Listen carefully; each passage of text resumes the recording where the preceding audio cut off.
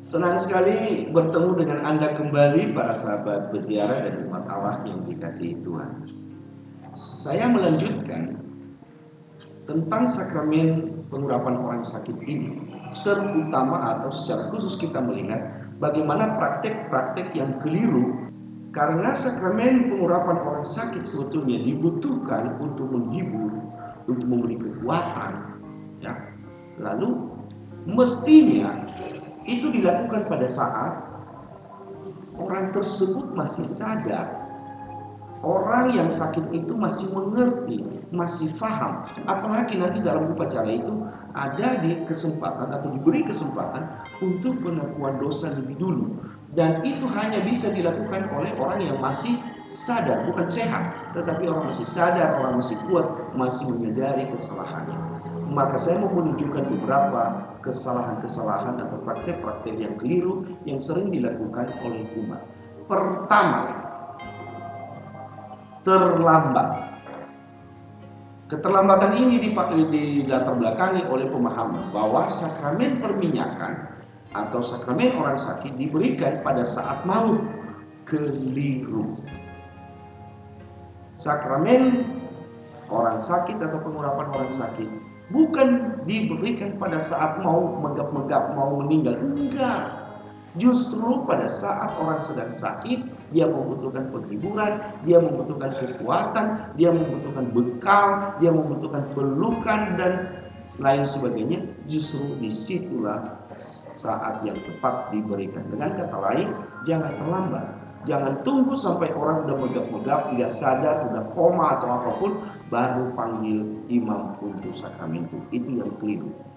Jadi gimana yang baiknya? Ya sebaiknya pada saat dia sakit dan kita mulai khawatir dan dia juga sendiri membutuhkan kekuatan lebih untuk menghadapi penderitaannya, pada saat itulah imam sudah boleh dipanggil.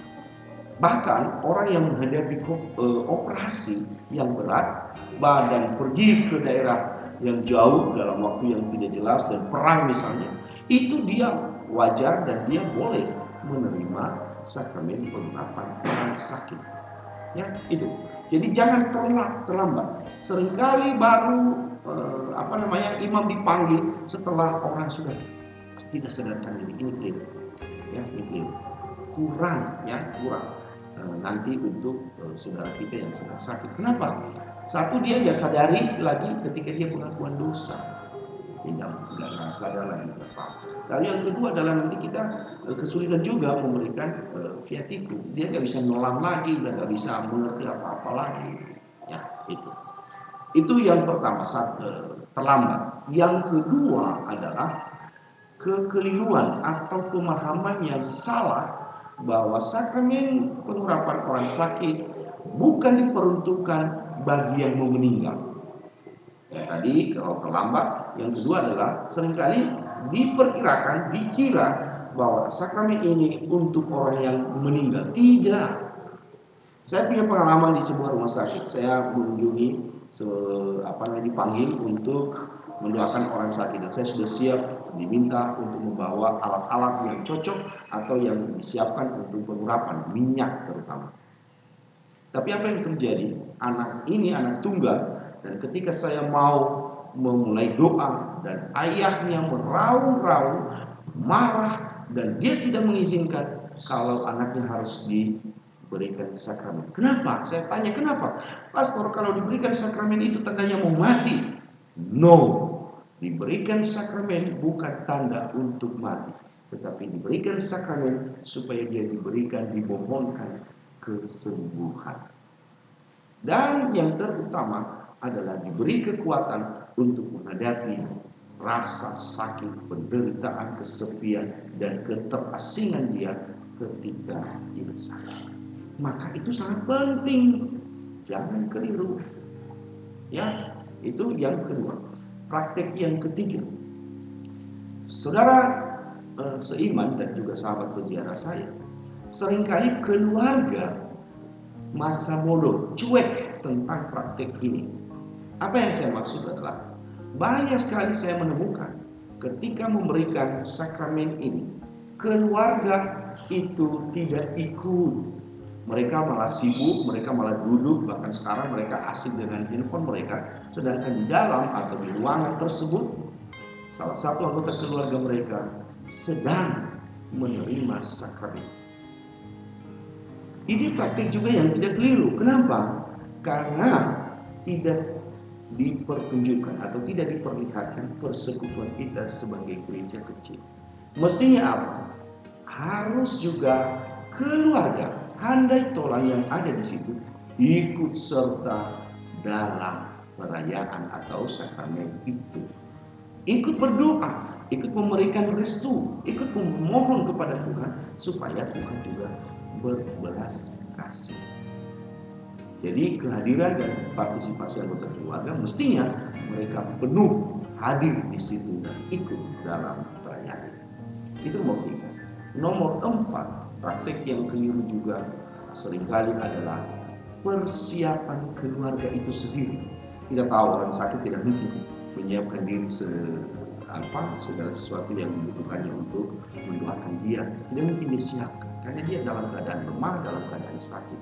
Contoh sederhana, itu mestinya keluarga atau warga lingkungan atau orang-orang yang ada di sekitar itu menyiapkan minimal ada salib, ada lilin, lalu si sakit sendiri juga disiapkan ya supaya dia pantas, supaya dia layak untuk menerima sakramen itu. Sehingga sakramen ini juga dilakukan bukan terburu-buru, tidak ada kesan terburu-buru, apalagi asal-asal, tidak, tapi sungguh-sungguh mempersiapkan supaya si sakit juga merasa nyaman dan betul-betul tercipta suasana bahwa rahmat itu sedang mengalir di dalam diri. Jadi hal-hal yang praktis mestinya disiapkan. Suasana di rumah ada salib, atau di rumah sakit pun biasanya ada alat-alat itu, ada salib, ada lilinnya, kalau perlu ada altar khusus dikasih kain putih, sehingga jelas-jelas ini upacaranya itu dilangsungkan dengan sungguh-sungguh. Suasana atau kondisi rumah juga diciptakan. Jangan di sini berdoa, di sana nonton TV, suaranya keras-keras pula. Ini tidak mendukung, ya. Itu. Lalu kemudian saya pernah juga menemukan suatu pengalaman, keluarga itu tidak ikut dalam proses atau dalam perayaan atau pemberian sakramen itu. Mereka tidak ikut doa, mereka sibuk di belakang menyiapkan makanan, menyiapkan minuman untuk pastor, untuk orang yang hadir. Aduh, ini mengalihkan perhatian kita dari sakramen. Intinya saya mengatakan jangan sampai mengalihkan perhatian kita dari sakramen pengurapan orang sakit. Beri dia penghiburan, beri dia kekuatan, dan tentu saja memohonkan kesembuhan bagi si sakit. Semoga sahabat peziarah saya dan umat Allah yang dikasihi Tuhan itu tercerahkan dan semakin mudah kita menghargai sakramen yang disediakan oleh gereja. Sampai ketemu di episode berikutnya. Salam.